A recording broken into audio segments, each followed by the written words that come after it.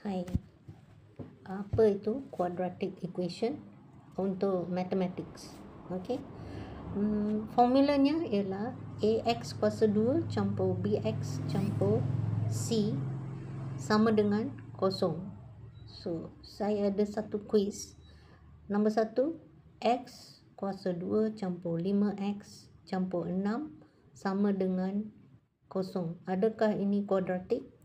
Kedua, 2x campur 4 sama dengan kosong. Adakah ini kuadratik? Nombor 3, 3x kuasa 2 tolak 7 tolak kosong. So, adakah ini kuadratik? Cuba jawab soalan dan ini adalah di antara yang mana satu kuadratik. So, dengan formula yang diberikan ax kuasa 2 campur bx campur x sama dengan kosong, kamu akan dapat jawapannya. Ini cikgu directkan kepada murid-murid tingkatan 4 ke atas, ya. Jika kamu boleh jawab, bagus. Jangan lupa quadratic equation atau formula kuadratik. Terima kasih. Okey. Dapat sesuatu murid-murid? Dan ibu bapa juga boleh guide ataupun tolong anak-anak untuk berjaya dalam pelajaran mereka. Sebab SPM akan bermula tidak lama lagi.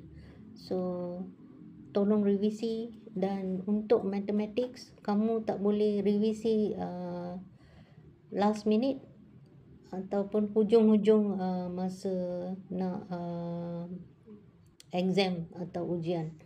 Sebab untuk mathematics, kamu kena praktis tiap-tiap hari. Okey? Dapat sesuatu? Terima kasih. Tolong jangan lupa tekan button di butang di sebelah kanan, like video, komen murni-murni, post dan share. Terima kasih. Cikgu Punita sini. Hai, apa itu quadratic equation untuk mathematics? Okey. Formulanya ialah ax kuasa 2 campur bx campur c sama dengan kosong. So, saya ada satu quiz. Nombor 1, x kuasa 2 campur 5x campur 6 sama dengan kosong. Adakah ini kuadratik? Kedua, 2x campur 4 sama dengan kosong. Adakah ini kuadratik? Nombor 3, 3x kuasa 2 tolak 7 tolak kosong. So, adakah ini kuadratik? Cuba jawab soalan dan ini adalah di antara yang mana satu kuadratik.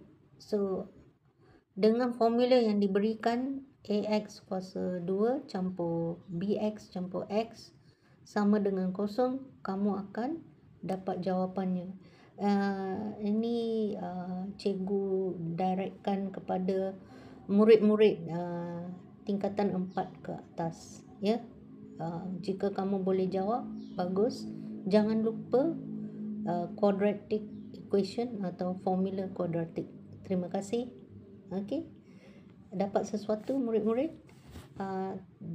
Dan ibu bapa juga boleh guide ataupun tolong anak-anak untuk berjaya dalam pelajaran mereka. Sebab SPM akan bermula tidak lama lagi. So, tolong revisi. Dan untuk mathematics, kamu tak boleh revisi last minute ataupun hujung-hujung masa nak exam atau ujian. Sebab untuk mathematics, kamu kena praktis tiap-tiap hari. Okey? Dapat sesuatu? Terima kasih. Tolong jangan lupa tekan button di butang di sebelah kanan, like video, komen murni-murni, post dan share. Terima kasih. Cikgu Punita sini.